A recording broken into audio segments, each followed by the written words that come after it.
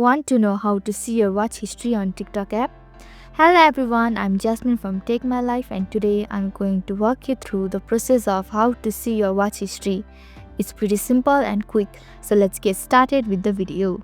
Firstly, tap on the TikTok app on your screen. Now tap on the profile icon at the bottom right corner of your screen. Then tap on the hamburger icon at the top right corner of your screen. Similarly, tap on the setting and privacy option at the last. Likewise, tap on the activity center under the content and display heading. Here, tap on the watch history right below the screen time data. So this is how you can see your watch history on TikTok. Thank you for watching Take My Life. Hope this video was helpful. If it was, then hit the like button and comment down if you have any questions or feedback.